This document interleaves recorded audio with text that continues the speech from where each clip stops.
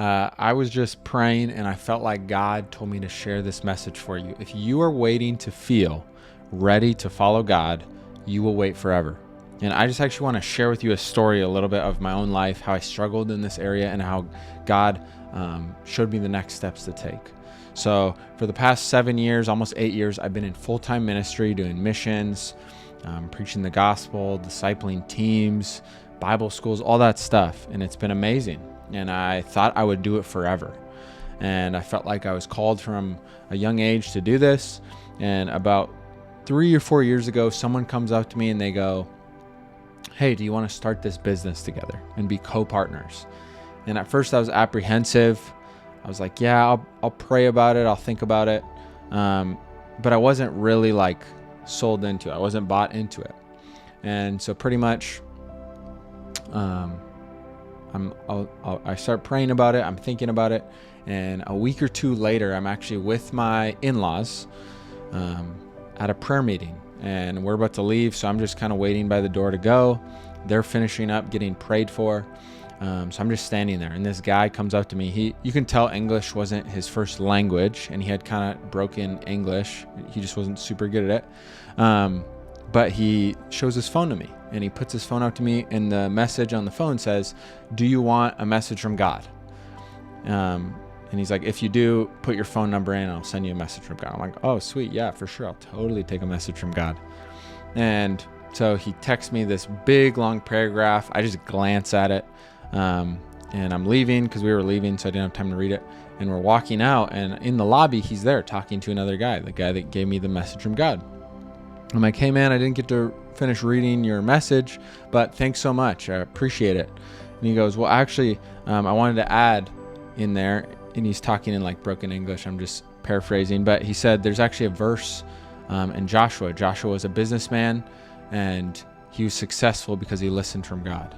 And whatever you're about to do, you are primed for success, and it will be successful. And I'm like, wow, okay, that's crazy. So I told my wife, and she's like, wow, that's crazy. I write it down. I take note of it. 3-4 weeks go by. I'm actually in Canada at this point, and I'm hanging out with my brothers-in-law. And I think we were watching like a football game or something. But my wife went to this worship night in a barn. And the stage is at the front, but the doors to get out are kind of beside the stage. So you kind of have to walk in front of everybody to get out of the room. And so pretty much it's our baby's bedtime. And so she's leaving, kind of walking in front of everybody, a little bit awkward. And the guy from the stage, there's like 300 people in this room. The guy from the stage says, "Hey, where are you going?" She goes, "Oh, I'm going. It's my baby's bedtime." She's like a little like shocked that he's like talking to her from the stage. And he goes, "Okay, well, before you go, I have a prophetic word for you." And he goes, "Does your husband have a business?" And she goes, "Well, he's thinking about starting a business, but he hasn't yet." And he goes, "Okay, well, whatever he's about to do, he will be so successful, he will have to turn people away." And then he prays for her, whatever, blesses her. And she comes back and tells me, I'm like, what the heck? That is crazy. And so long story short, I got into business. It's been a blessing. I've really enjoyed it. But at first I was apprehensive, and I was waiting, and I wasn't listening from that nudge. Like sometimes you need a couple nudges to get through. But I actually wanted to even just show you from Joshua. So let me just give you guys a little bit of context here. This is Joshua 1. Moses had just died. So now God's saying, Joshua, you are now going to lead the Israelites back into the promised land, which is Israel.